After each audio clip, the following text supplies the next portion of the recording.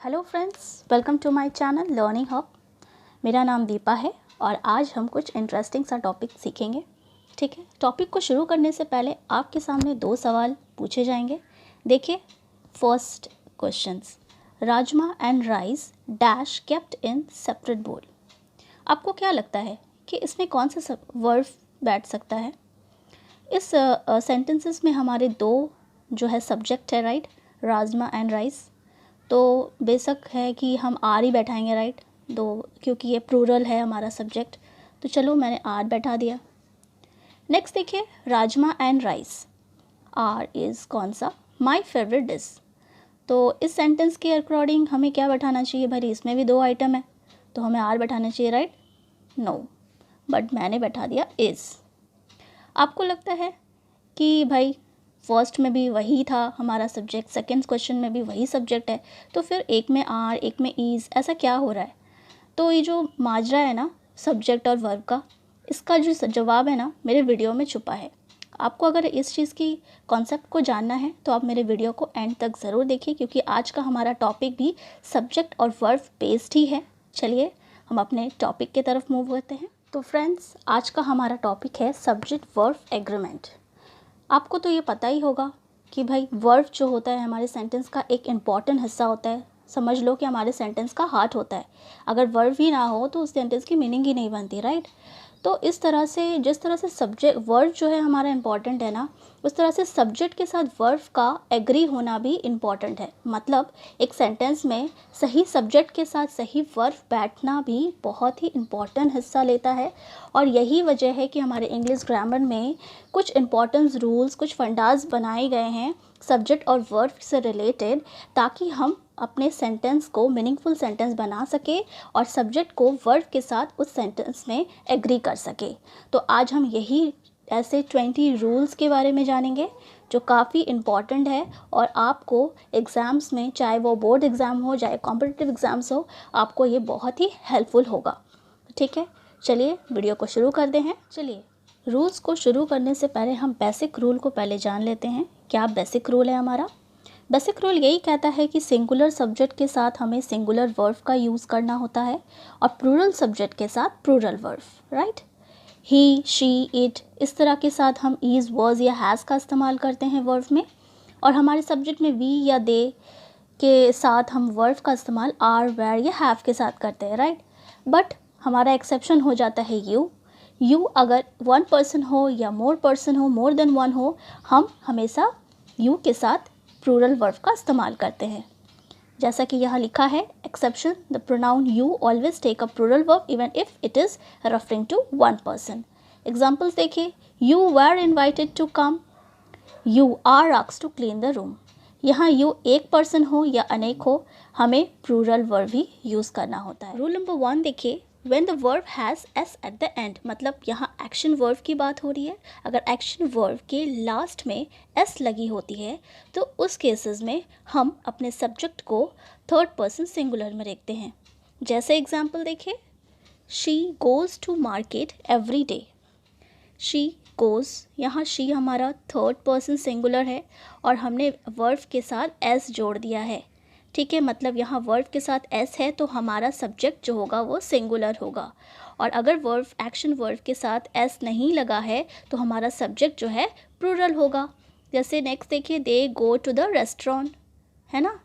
The girl dances very well, यहाँ the girl एक लड़की के बारे में हो रही है, मतलब यहाँ सिंगुलर सब्जेक्ट है हमारा, तो हमने वर्ब के साथ एस जोड़ा, यहाँ एक्शन वर्ब के साथ एस जोड़ा। और उसी तरह से the girls dance very well, यहाँ पर हमारा जो है प्लूरल सब्जेक्ट है, इसलिए हमने वर्ब के साथ यहाँ एस नहीं जोड़ा। मतलब ये जो है एक्शन वर्ब के केसेस में हम देखते हैं। रूल्स नंबर 2 क्या कहती है? Subjects join by and are usually plural and take a plural verb. एक से अधिक सब्जेक्ट्स जब एंड के साथ जुड़ी हो उस केसेस में हम जो है प्लूरल वर्ब लेते हैं। जैसे देखिए example, Ram and Rahim are best friend. जैसे देखा आपने कि राम और रहीम हमारा दो सब्जेक्ट है, एक से अधिक सब्जेक्ट है बट सिंगुलर में है, राइट। एक राम और एक रहीम है, मतलब एक पर्सन राम है और दूसरा पर्सन जो है रहीम है। यहाँ हमारा दो सब्जेक्ट्स है और उस केसेस में हमारे एंड के साथ जुड़ी है, ठीक है, एंड के साथ जुड़ी है, तो हमने जो है वर्ब आर लगाया, प्लूरल वर्ब लगाया। नेक्स्ट देखिए मुंबई एंड चेन्नई, यहाँ हमारा दो सब्जेक्ट है, हमने भी वर्ब को प्लूरल में रखा, हैव वेरी हॉट वेदर, ठीक है। His book my and my bag were stolen from desk, his book my bag के बीच एंड लगी हुई है, यहाँ हमारा दो सब्जेक्ट है और हमने इसे प्लूरल वर्ब में रखा है, ठीक है, were stolen from desk. But ये पूरे चीज़ में कुछ एक्सेप्शन भी है, वो क्या है ज़रा देख लेते हैं। एक्सेप्शन ये कहती है कि if subject has two singular noun connected by and, ठीक है, सब्जेक्ट में दो सिंगुलर नाउन एंड से जुड़ी है और दोनों ही नाउन जो है एक ही पर्सन या थिंग्स के बारे में बात हो रही हो, या हो सकता है कि हमारा दो सब्जेक्ट एक ही आइडिया या एक ही मीनिंग दे रहा हो, मतलब एक ही आइडिया हमें बता रही हो, उस केसेस में हम वर्ब को सिंगुलर रखते हैं। याद कीजिए मैंने वीडियो के स्टार्टिंग में आपसे दो सवाल पूछे थे जिनमें था rajma and rice dash kept in separate bowl, उस केसेस में हमने क्या बैठाया था, आर।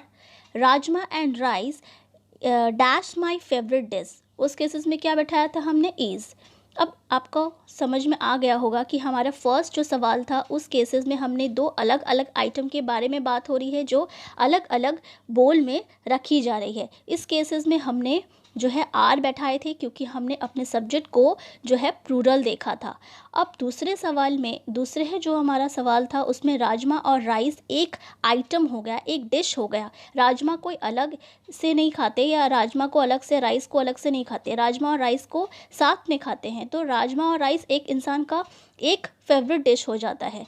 तो हमारा आइडिया यहाँ वन था, इस केसेस में हमने ईज़ लगाया था, ठीक है। अब देखिए यहाँ पर कुछ एग्जाम्पल्स है, जैसे हिज बुक एंड बैग, उसके बुक और बैग, बैग भी, बुक भी उसी का है और बैग भी उसी का है, यहाँ पर दोनों ही सेम पर्सन के बारे में बात हो रही है, दोनों हमारा सिंगुलर नाउन सेम पर्सन की चीज़ें के बारे में बात हो रही है। उस केसेस में हमने वर्ब को जो है सिंगुलर रखा है, वर्स रखा है। नेक्स्ट देखिए माई बेस्ट फ्रेंड एंड रूममेट, यहाँ बेस्ट फ्रेंड भी मेरा है और रूममेट भी वही व्यक्ति है, यहाँ वही व्यक्ति के बारे में बात हो रही है जो उसका बेस्ट फ्रेंड भी है और रूममेट भी है। उस केसेस में हमने वर्ब को क्या बैठाया, सिंगुलर बैठाया, इज़ बैठाया। My best friend and roommate is going to US। Next देखिए bread and butter is my favourite breakfast, यहाँ ब्रेड और बटर कोई अलग आइटम नहीं है बल्कि एक आइटम है, एक डिश है जो ब्रेड एक बटर को कंप्लीट करती है, राइट, कॉम्प्लीमेंट्स है एक दूसरे के। तो इस केसेस में हमने एक आइडिया है, ये एक आइडिया एक मीनिंग दे रही है, इस केसेस में हमने वर्ब को लगा दिया सिंगुलर।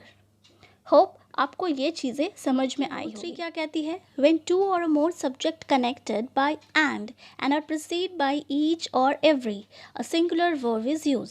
इसमें यह कह रही है कि दो या दो से अधिक सब्जेक्ट जब एंड से कनेक्ट हो और शुरुआत में ही ईच या एवरी लग जाए, उस केसेस में हम सिंगुलर वर्ब का यूज़ करते हैं। जैसे एग्जाम्पल्स में देखिए, each chair table and sofa in the house is up for auction. Each, यहाँ ईच से शुरू हो रही है, यहाँ हमारा दो से अधिक सब्जेक्ट है, chair table and sofa, sofa and से जो है कनेक्ट किया गया है। ये जो हमारा जो तीन आइटम है, इन द हाउस, इसमें हमने लगा दिया सिंगुलर वर्ब, है ना। Every man and woman in the store is requested to go through the security check. यहाँ एवरी से शुरू हो रही है, मैन एंड वुमन यहाँ एंड लगी है, एवरी से शुरू हो रही है, उस केसेस में हमारा जो हो गया सब जो वर्ब हो गया वो हो गया सिंगुलर, राइट। तो ये होता है जब दो या दो से अधिक सब्जेक्ट एंड से जुड़ी हो और ईच या एवरी से शुरू हो रही हो। 4 कलेक्टिव नाउन। कलेक्टिव नाउन के केसेस में हम क्या करते हैं, कलेक्टिव नाउन में भी सिंगुलर और plural depending on its meaning, मतलब हमें सेंटेंस की मीनिंग के ऊपर डिपेंड करना है कि उस सेंटेंस में हमारा जो सब्जेक्ट, हमारा जो कलेक्टिव नाउन है वो सिंगुलर सब्जेक्ट की तरह यूज़ हो रहा है या प्लूरल सब्जेक्ट की तरह, ठीक है। A collective noun is singular when it's refer to a group as unit. मतलब हमारा जो कलेक्टिव नाउन है वो सिंगुलर तब होगा जब हम ग्रुप को एज ए यूनिट देखेंगे, और उस केसेस में हम सिंगुलर वर्ब का यूज़ करते हैं। It is referred to individual member to a group acting individually when it's take plural verb.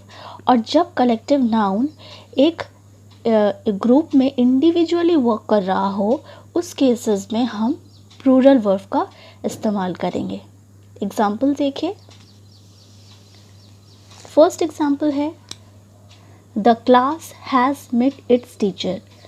The class, यहाँ एक क्लास को पूरा एक यूनिट की तरह यूज़ कर रहे हैं हम अपने सेंटेंस में, ठीक है, क्योंकि सारे जो क्लास जो है वो अपने टीचर से मिले, मतलब यहाँ एक क्लास पूरा एक यूनिट की तरह वर्क कर रहा है इस केसेस में, इसलिए हमने इसमें सिंगुलर वर्ब का इस्तेमाल किया। नेक्स्ट देखिए, the class were disagree with one another.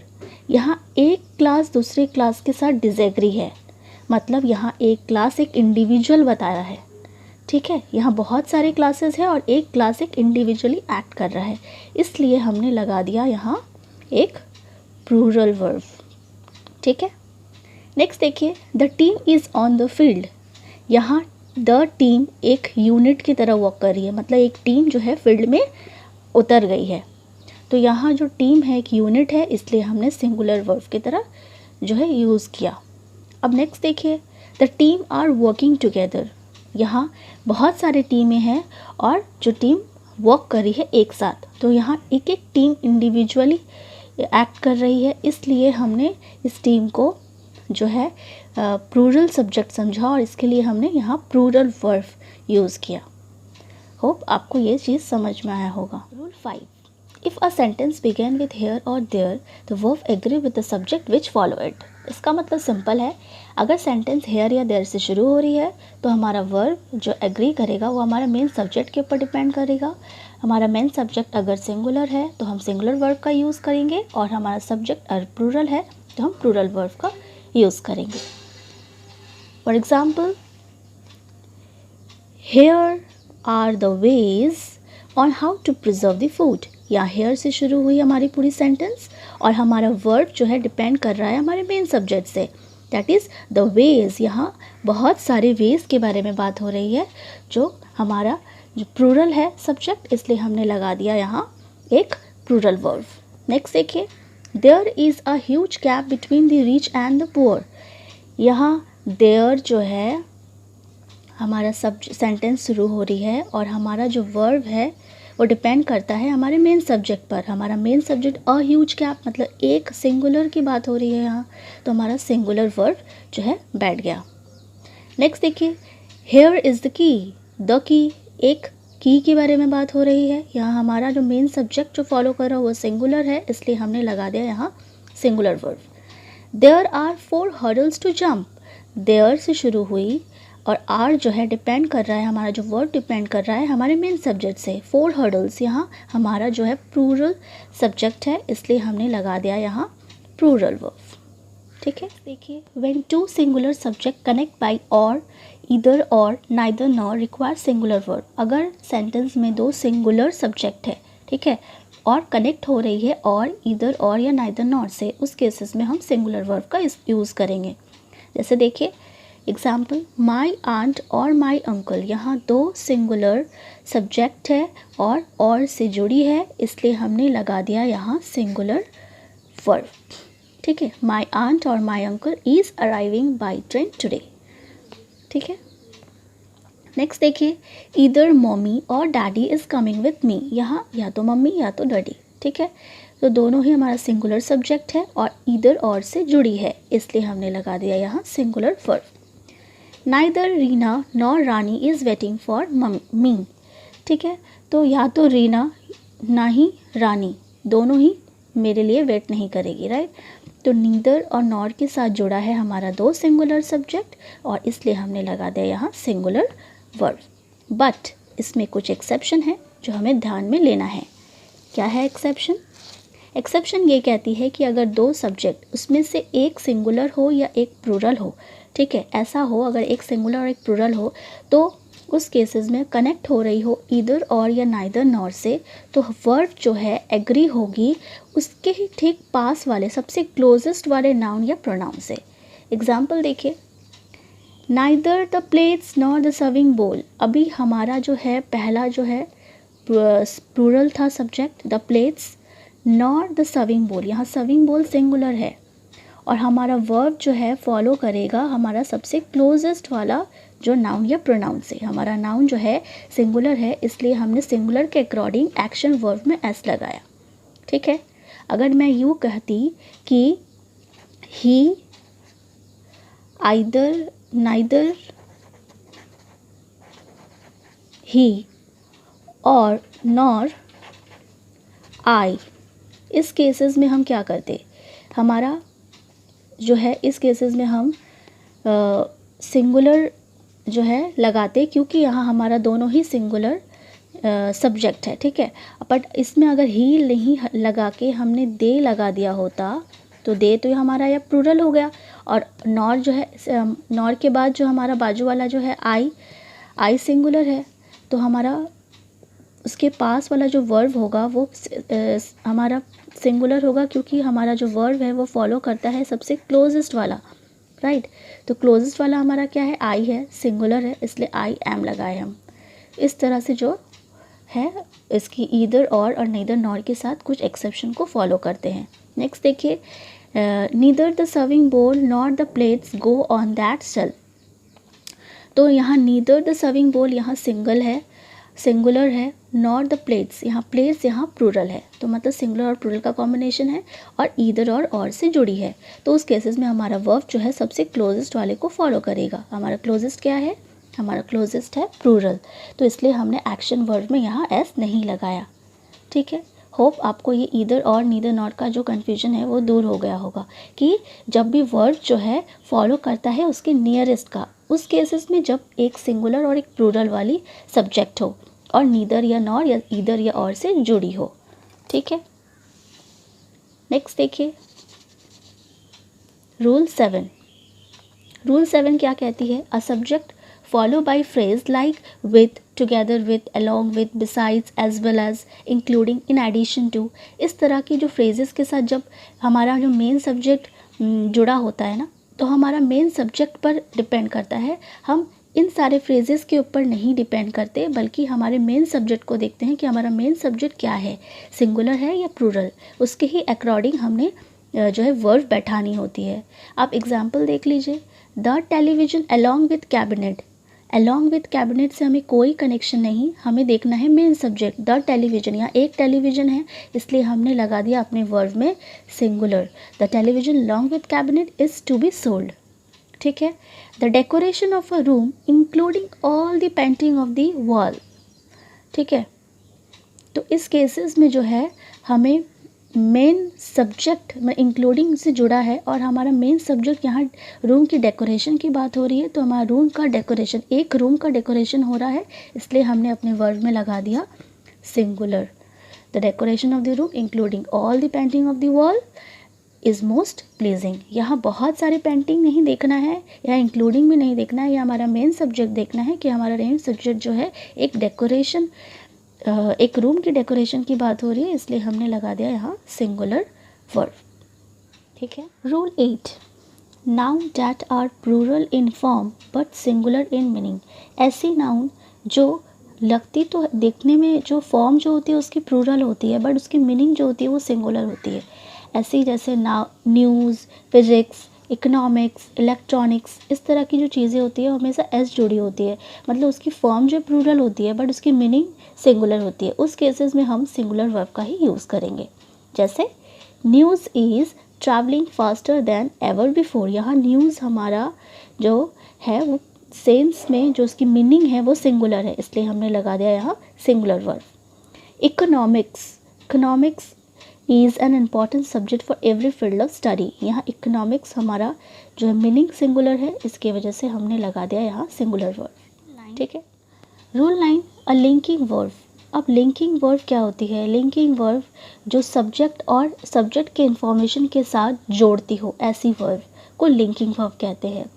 और लिंकिंग वर्ब हमेशा एग्री करती है उसके मेन सब्जेक्ट्स पर। मतलब अगर सब्जेक्ट कॉम्प्लीमेंट्स के साथ जुड़ी हो तो हम मेन सब्जेक्ट को देखकर ही वर्ब बैठाएंगे कि जो हमारा मेन सब्जेक्ट सिंगुलर है या प्लूरल है, उसके अकॉर्डिंग ही हम वर्ब बैठाएंगे। तो एग्जाम्पल्स को देखिए। Excessive absence were the reason for his failure.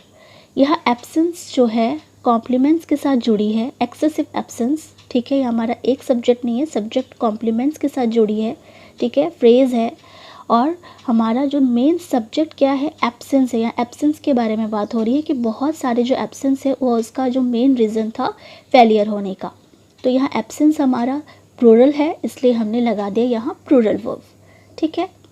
अब देखिए वही सेंटेंस को मैंने जस्ट घुमा दिया।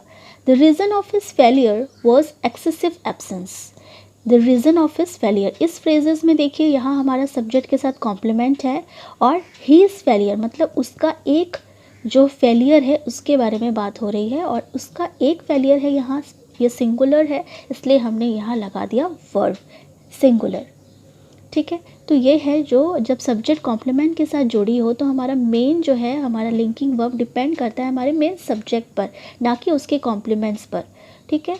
तो हमारा जो मेन सब्जेक्ट है वो सिंगुलर है या प्लूरल है वो देखना है। हमारा यहाँ सिंगुलर है इसलिए हमने यहाँ लगा दिया singular verb. The reason of his failure was excessive absence, ठीक है। नंबर 10, रूल नंबर 10 को समझाने से पहले मैं बता दूं कि रूल नंबर 8 में भी हमने कुछ ऐसा ही पढ़ा था कि नाउन जो एस से जुड़ी हो पर जिसकी मीनिंग जो है सिंगुलर हो तो हमने सिंगुलर वर्ब यूज़ किया। रूल नंबर 10 में देखिए, ऐसा नाउन जो हमेशा ही प्लूरल फॉर्म में ही रहता है, मतलब सिंगुलर फॉर्म में कभी नहीं होता, बट स्टिल हम उसे जो है प्लूरल वर्ब बैठाते हैं और सिंगुलर वर्ब नहीं बैठाते, हम उसे प्लूरल मीनिंग में लेते हैं, प्लूरल सब्जेक्ट में लेते हैं, ठीक है। जैसे देखिए proceed, goods, premises, ashes। अब सेंटेंस देखिए, the proceeds of the magic show are to be given to the welfare fund। यहाँ proceeds जो सिंगुलर फॉर्म में नहीं है, हमेशा एस में ही जुड़ा होता है, हमेशा प्लूरल फॉर्म में ही रहता है, हम इसे प्लूरल मीनिंग ही रखते हैं, जिसकी वजह से हमने लगा दिया यहाँ plural verb. the goods are dispatched today। यहाँ goods जो हमेशा प्लूरल फॉर्म में ही रहता है और हमें प्लूरल फॉर्म में ही समझते हैं इसे सब्जेक्ट को, इसलिए हमने लगा दिया यहाँ प्लूरल वर्ब आर, ठीक है। Now rules 11, use a singular verb with its distance, period of time, sum of money etcetera when consider as a unit. मतलब ये कि डिस्टेंस के केसेस में या पीरियड ऑफ टाइम या सम ऑफ मनी के केसेस में हम हमेशा जो है उसको एक यूनिट की तरह कंसिडर करते हैं और जिसकी वजह से हम वर्ब बैठाते हैं सिंगुलर। जैसे आप एग्जांपल देख लीजिए, 3 miles is too far to walk. यहाँ माइल्स, यहाँ डिस्टेंस के बारे में बात हो रही है। भले ही हमारा 3 miles मतलब यहाँ प्लूरल बता रही है, बट स्टिल हम इसे एक यूनिट की तरह कंसिडर कर रहे हैं, इसलिए हमने लगा दिया वर्ब सिंगुलर। उसी केसेस में 5 year is the maximum sentence for that offence. भले यहाँ ईयर 5 साल के बारे में बात हो रही है, बट स्टिल ये एक यूनिट की तरह वर्क कर रही है पूरे सेंटेंस में और इसलिए लगा दिया हमने वर्ब इज़। उसी तरह देखिए, $10 is a high price to pay. तो $10 यहाँ करेंसी है और ये करेंसी हमारा इस सेंटेंस में एक यूनिट की तरह वर्क कर रही है, जिसकी वजह से हमने लगा दिया अपने वर्ब में सिंगुलर, ठीक है। बट अब करेंसी के केसेस में कुछ और चीज़ें भी है जो आपको ध्यान में लेना है, वो यह कि अगर इस सेंटेंस के अगर इस तरह से हो, जैसे 5 20 रुपीज़ कॉइन वेर फाउंड। अब आप देखिए 5 20 रुपये के कॉइन मिले थे, तो यहाँ पर 20 रुपीज़ कॉइन इंडिविजुअली की तरह कंसिडर हो रहा है, ना कि एक यूनिट की तरह। मतलब 5 ऐसे 20 रुपीज़ कॉइन जो है मिले, तो इस केसेस में हमने लगा दिया यहाँ प्लूरल वर्ब, क्योंकि हमने इंडिविजुअली कंसिडर किया ना कि यूनिट। उसी तरह से देखिए, $10 were scattered on the road। यहाँ $10, यहाँ डॉलर एक इंडिविजुअली कंसिडर कर रहे हैं, 10 ऐसे डॉलर जो है रोड में पड़े हुए थे, तो उस केसेस में हमने लगा दिया अपने वर्ब में प्लूरल। तो ये बिल्कुल सेंटेंस पर डिपेंड करता है कि हमने अपने करेंसी को एज ए यूनिट समझा है या इंडिविजुअली समझा है, उसी अकॉर्डिंगली हमें वर्ब को भी पुट करना है, ठीक है। होप आपको 12 इनडेफिनेट प्रोनाउन, जिस तरह से several, few, both, many, other, इस तरह के जो प्रोनाउंस होते हैं ना, उस केसेस में हमें प्लूरल वर्ब का यूज़ करना होता है, क्योंकि ये several, few, both, many, other ये हमें प्लूरल समझाती है, हमारे सब्जेक्ट को प्लूरल समझाती है, राइट। इसकी वजह से हमें लगा देना है प्लूरल वर्ब, एग्जाम्पल देखिए, both were asking same questions. यहाँ बोथ, यहाँ दो, एक से ज़्यादा हो रहा है हमारा प्लूरल, ठीक है, प्लूरल सब्जेक्ट हो रहा है, इसके लिए हमने लगा दिया प्लूरल वर्ब। सेवरल, यहाँ सेवरल से समझ में आ रहा है कि एक नहीं है, बहुत सारे हैं, ये प्लूरल है, तो इस केसेस में हमने लगा दिया प्लूरल वर्ब, ठीक है। Rule number 13, the indefinite pronoun like some, most, all, none, मतलब ऐसा इंडेफिनाइट प्रोनाउन जैसा सम हो गया, मोस्ट हो गया, ऑल हो गया, नन हो गया, ये चार जो इंडेफिनाइट प्रोनाउन है ना, ये सिंगुलर की तरह भी यूज़ हो सकती है और प्लूरल की तरह भी यूज़ हो सकती है। ये डिपेंड करता है सेंटेंस की मीनिंग के ऊपर। जैसे आप अगर मान लो कि कोई अनकाउंटेबल नाउन है या एब्स्ट्रैक्ट नाउन है, क्या आप उसे काउंट कर सकते हैं? नहीं, उस केसेस में हम मान लेते हैं सिंगुलर। पर जब कोई चीज़ काउंटेबल होता है तो हम उसे मान लेते हैं प्लूरल, ठीक है, प्लूरल या सिंगुलर जो भी, ठीक है। तो देखिए एग्जाम्पल के ऊपर, some of the girls were absent. यहाँ some of the girls were absent का मतलब कुछ लड़कियाँ जो है एब्सेंट थी, ठीक है। तो गर्ल्स को तो आप काउंट कर सकते हो, यहाँ बहुत सारी गर्ल्स के बारे में बात हो रही है कि बहुत सारे गर्ल जो है एब्सेंट थे, तो यहाँ हो गया हमारा प्लूरल वर्ब, क्योंकि हमने मान लिया यहाँ पर प्लूरल, ठीक है। बट आप वही चीज़ अब देखिए, some of the ice cream is left. यहाँ सम ऑफ द आइसक्रीम, यहाँ आइसक्रीम, एक आइसक्रीम की कुछ अंश की बात हो रही है, कुछ पोर्शन की बात हो रही है। सपोज़ आपने एक आइसक्रीम खाया, उसका आधा पोर्शन आपने खा लिया और कुछ बची है, तो आपके फ्रेंड ने आपसे पूछा कि कुछ बचा है क्या, तो आपने क्या बोलना है आपको? Some of the ice cream is left. हाँ, कुछ आइसक्रीम जो है बची हुई है, ठीक है। तो हम पोर्शन की बात कर रहे हैं यहाँ, तो ये हो गया हमारा सिंगुलर, तो इसलिए हमने लगा दिया यहाँ सिंगुलर वर्ब, ठीक है। अब देखिए, all is well, all are well. All is well कब बोलते हो आप? जब अपनी फ्रेंड को जब ऐसा बोलते हो, हाँ सब ठीक हो जाएगा, जब आप सिचुएशन की बात करते हो, राइट। तो सिचुएशन में आप कैसे बांटोगे? क्योंकि सब ठीक हो जाएगा, तो आप ऐसे बोलोगे ऑल इज़ वेल। बट अगर किसी लोग या किसी क्वांटिटी के बारे में बात हो रही है कि सपोज़ कहीं आग लग गई हो और कुछ लोग फंसे थे वहाँ, तो आप अपने दोस्त को क्या बोलोगे? ऑल आर वेल, तो अभी वो सब ठीक है। तो वहाँ बहुत सारे लोगों के बारे में बात हो रही थी, इसलिए आपने बोल दिया ऑल आर वेल, अभी वो लोग सब ठीक है। तो ये सिचुएशन के ऊपर डिपेंड करता है, ये सेंटेंस के ऊपर डिपेंड करता है कि आप किस चीज़ के लिए बात कर रहे हो, ठीक है। तो यही इसके वजह से ऑल या ऑल, जो ऑल होता है वो सिंगुलर की तरह भी यूज़ कर सकते हैं और प्लूरल की तरह भी यूज़ कर सकते हैं। उसी तरह नन और मोस्ट भी है, ठीक है। तो ये पूरे सेंटेंस के ऊपर डिपेंड करता है कि आप क्या सेंटेंस बोल रहे हो, किस तरीके की सिचुएशन में बोल रहे हो, कि उसमें आपको सिंगुलर लगाना है या प्लूरल लगाना है, ठीक है। होप आपको ये चीज़ समझ में आया। Rule number 14, when the word is preceded by a, it takes a plural verb, and when it's preceded by the, it's take a singular verb। मतलब ऐसा सेंटेंस जब a से शुरू हो तो उस केसेस में हम लगा देते हैं प्लूरल वर्ब, और जब द से शुरू हो तो हम लगा देते हैं सिंगुलर वर्ब, ठीक है। एग्जाम्पल देखिए, a number of students are waiting outside, ठीक है। तो ये डिपेंड नहीं करता कि ये स्टूडेंट के बारे में बात हो रही हो या नहीं, बट ये डिपेंड करता है कि ए से शुरू हो रही है या द से शुरू हो रही है। ए से शुरू हो रही है तो हमें जो है प्लूरल वर्ब यूज़ करना है। The number of student outside is not recorded yet, तो यहाँ द से शुरू हुई हमारी सेंटेंस, तो हमने लगा दिया यहाँ पर सिंगुलर वर्ब, ठीक है। Rules 15, when the fraction are use, जब फ्रैक्शन का इस्तेमाल हो सेंटेंस में, उस केसेस पे क्या करते हैं? The verb agree with the object of the phrase के ऑब्जेक्ट पर डिपेंड करता है, ठीक है। एग्जाम्पल को देखिए, 1/2 ऑफ द केक, यहाँ द केक, एक केक के हाफ पोर्शन के बारे में बात हो रही है, तो हम एक केक की बात करें, हमारा जो ऑब्जेक्ट है इस फ्रेज़ में 1/2 ऑफ द केक का जो हमारा ऑब्जेक्ट है वो द केक है, और केक सिंगुलर है, इसके लिए हमने लगा दिया यहाँ singular verb. Half of the cake was consumed, ठीक है। उसी तरह से 1/4 ऑफ द एम्प्लॉयज़, यहाँ एम्प्लॉयज़ जो है हमारा ऑब्जेक्ट है इस फ्रेज़ का, इसके वजह से ये जो फ्रैक्शन से इस्तेमाल हो रही है, फ्रैक्शन वाली फ्रेज़ है, और ये फ्रेज़ में ऑब्जेक्ट हमारा एम्प्लॉयज़ है, यहाँ हमारा प्लूरल है, इसके वजह से हमने लगा दिया यहाँ वर्ब में plural form. 1/4 of the employees were attending the seminars, ठीक है। नंबर 16 देखिए, in the sentence containing the word one of, the verb is chosen singular. इसका मतलब ये है कि सेंटेंस अगर वन ऑफ से शुरू हो रही है तो हम वर्ब को सिंगुलर रखेंगे। जैसे देखिए, one of the reason for his demotion is his carelessness. Next देखिए, one of the pens is missing from my desk. दोनों ही केसेस में वन ऑफ से शुरू थी, इसलिए हमने वर्ब को लगाया सिंगुलर। ठीक है, ज़रूरी नहीं कि हमारा मेन सब्जेक्ट सिंगुलर है या प्लूरल है, वन ऑफ से शुरू है, इसके लिए हमने सिंगुलर लगाया। बट अगर फ्रेज़ कुछ इस तरह से हो, one of those who, one of the things that, इस तरह की अगर फ्रेज़ हो तो हम प्लूरल वर्ब का यूज़ करते हैं। जैसे एग्जाम्पल देखिए, he is one of those manager who favour increasing the staff. यहाँ वन ऑफ दोज से शुरू है हमारा जो फ्रेज़ है, इसकी वजह से हु के बाद जब हमने अपना वर्ब लगाया तो ये वर्ब हो गया प्लूरल।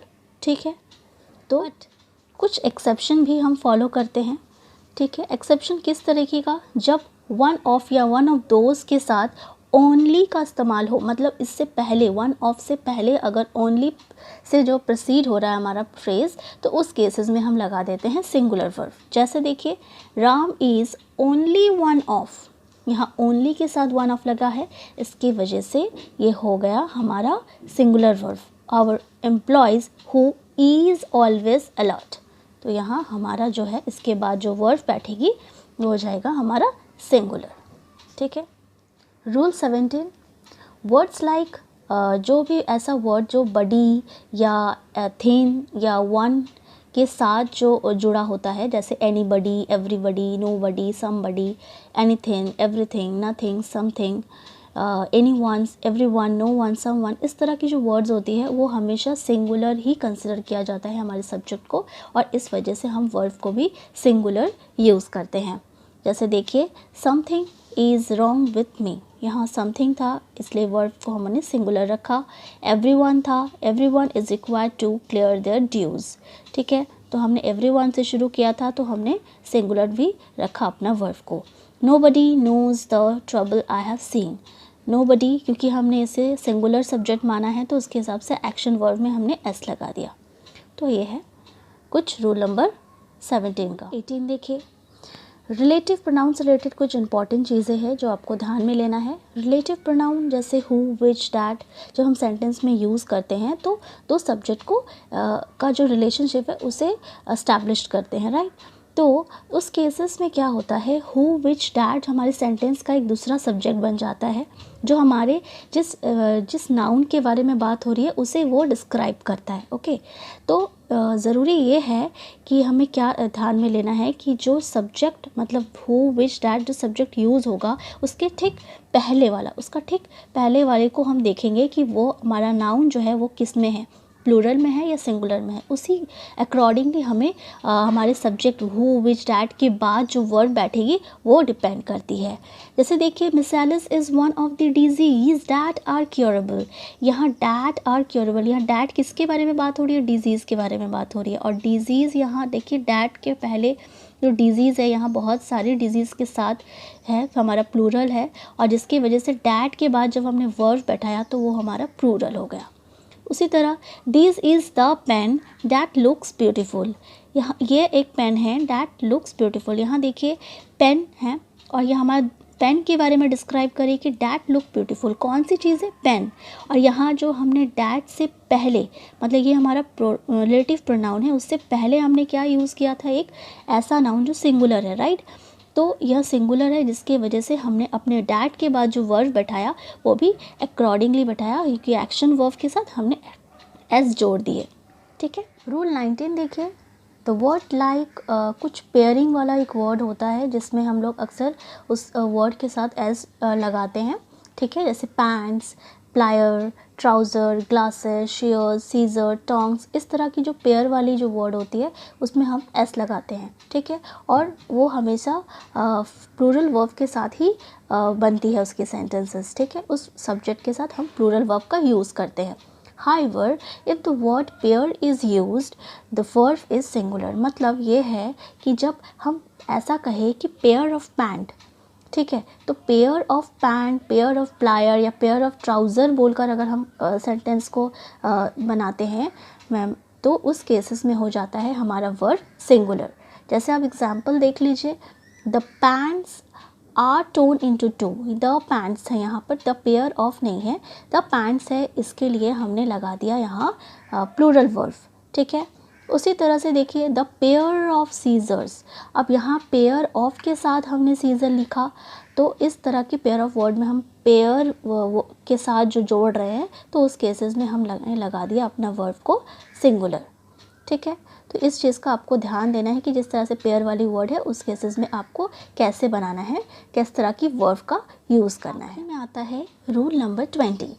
रूल नंबर 20 में क्या है, if sentence begin with expletive it, expletive it अगर सेंटेंस को मतलब फिलअप करने के लिए हम इट का इस्तेमाल करते हैं, इट से शुरू करते हैं, उस केसेस में हम वर्ब को हमेशा सिंगुलर रखते हैं, भले ही हमारा मेन सब्जेक्ट प्लूरल क्यों ना हो। जैसे देखिए example, it is the schools must which must assume the responsibility, ठीक है। तो यहाँ पर जो है हमारा मेन सब्जेक्ट क्या है, द स्कूल्स, यहाँ स्कूल हमारा प्लूरल है, स्टिल हमने लगा दिया यहाँ सिंगुलर वर्ब क्योंकि हमने अपने सेंटेंस को एक्सप्लेटिव इट से शुरू किया है, ठीक है, अपने फिलअप किया है हमने सेंटेंस को इट के साथ। वैसे ही देखिए it is us who must take care of the environment, तो यहाँ हमारे बारे में बात हो रही है, ठीक है, हम लोगों के बारे में बात हो रही है, बट स्टिल क्योंकि ये प्लूरल होने के बावजूद भी हमने वर्ब को लगा सिंगुलर क्योंकि हमने इट से जो है अपने सेंटेंस को फिलअप किया है। होप आपको मेरा ये वीडियो अच्छा लगा होगा। प्लीज़ कमेंट सेक्शन में जाकर मुझे बताएं कि आपको ये वीडियो कैसा लगा। आप अगर मेरी वीडियो को फर्स्ट टाइम देख रहे हैं तो प्लीज़ सब्सक्राइब कर लीजिए ताकि आने वाले नई इंटरेस्टिंग वीडियोस आपको मिलते रहे। Thank you so much.